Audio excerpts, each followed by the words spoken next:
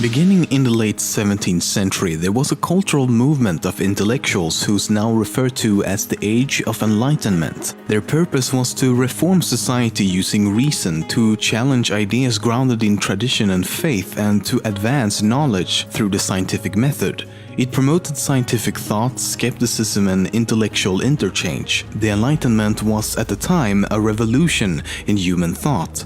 In 1776, a German philosopher, Johann Adam Weishaupt, formed a secret society in the state of Bavaria in Germany named the Order of the Illuminati. But only a few years later, in 1785, the order was infiltrated and suppressed by government agents of the newly elected ruler, Charles Theodore. He saw the increasing popularity of these secret societies such as the Illuminati as a threat that could potentially overthrow the Bavarian monarchy. Since then, it's not known what actually happened to the group, which had allegedly amassed over 2,000 members all across Europe. In the years to come and to this day, there have been several claims and of course conspiracy theories that the Illuminati still exists, that they are behind such events as the French Revolution and the assassination of John F. Kennedy. Many also believe that they have infiltrated governments across the globe and that they are controlling and manipulating world events, supposedly to create a new world order with a global government in control of all of humanity. But as stated, there is no evidence that the Bavarian Illuminati survived its suppression in 1785.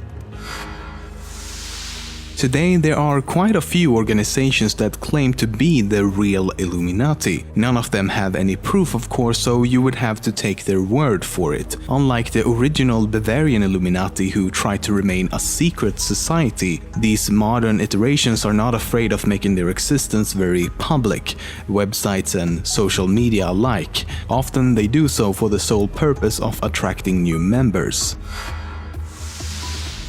The group started out with only 5 members in 1776, and the plan was for the 5 of them to use a unique moniker instead of their full names. Weishaupt became Spartacus, and the other 4 were nicknamed Ajax, Agathon, Tiberius, and Erasmus Rotterdamus, and they preferred to be called the Perfectibilists rather than Illuminati. It's interesting that today the Illuminati is almost synonymous with conspiracy theory, and that they are often depicted in various forms of media as a group that lurks in the shadows and pulls the strings behind the scenes, so to speak. Because the reason the Illuminati was formed in the first place was to oppose superstition, religious influence over public life, and most ironically, abuse of state power.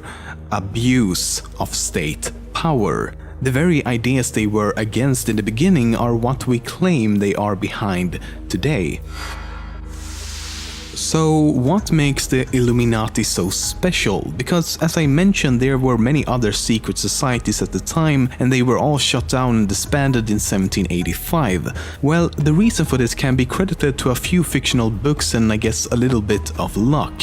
As early as 1798, a book titled Proofs of a Conspiracy was published with the theory that the Illuminati had survived and represented an ongoing international conspiracy. The book proved to be very popular at the time, but after a few decades of speculation, the theory died down. It wasn't until over a century later that the fictional book series titled The Illuminatus Trilogy brought the theories back to life. However, some people believe the books to actually be true, and ever since, the conspiracy theories about the Illuminati has grown more popular than ever before.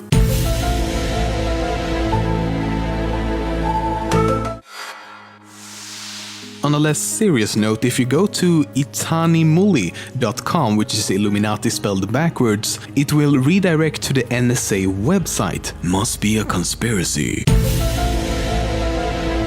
Nope, turns out it was just a guy from Utah who purchased the domain and redirected it to the NSA. Or was it? Maybe I'm making fun of this only to deflect from the fact that everything you've heard about the Illuminati is true. Nah, I'm just kidding. Or am I? Yeah, I'm definitely kidding. This is not true at all. Or am I? Yeah, I'm kidding, okay? Move on. Or was it? What? The name Illuminati comes from the Latin word illuminatus, which means enlightened. Illuminati can also be used as a word and would then mean a group claiming superior enlightenment on a particular subject, especially religion. But I seriously doubt you will have much use of that word in everyday life. So when the Illuminati disbanded, what happened to Weishaupt? Well, he actually managed to flee the state of Bavaria and lived out his life in the city of Gotha. I don't think I'm saying that right. Before his death in 1830, he wrote a series of works on Illuminism, but other than that, he was never involved with anything relating to the Illuminati again.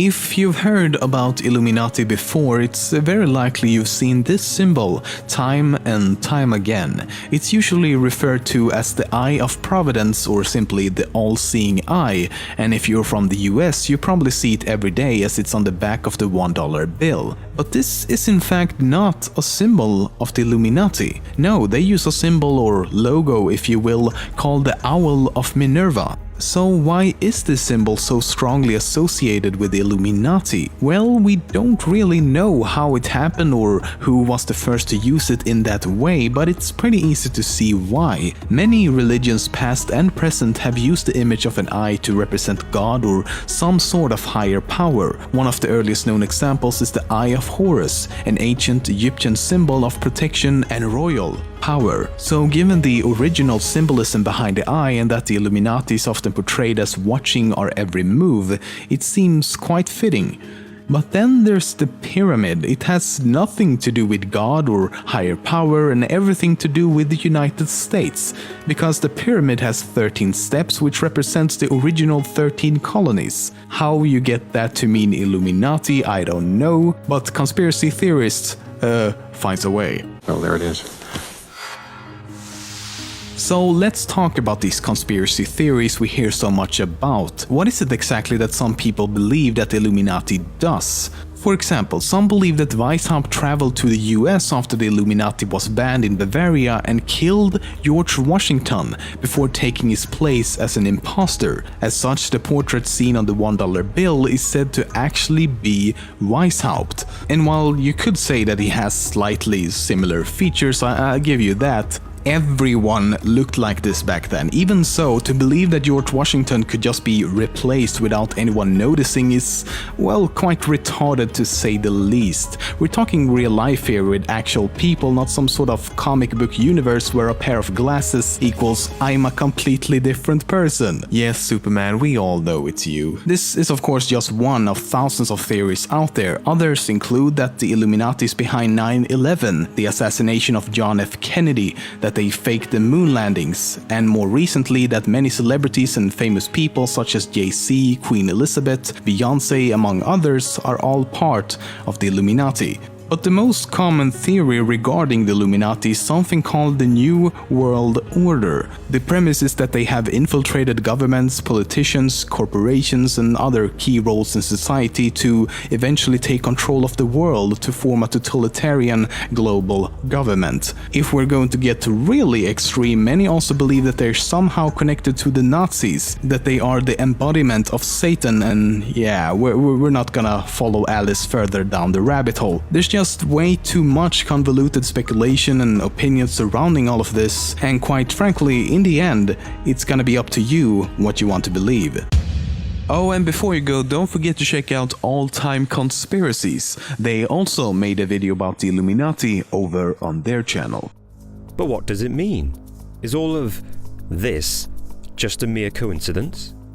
Or is it in fact a secret message from our favourite pop stars? Are Kanye, Keisha, Lady Gaga, Drake and Jay-Z all trying to tell us something? Something that we shouldn't know about the darker side of the music industry? In 2009, Kanye West...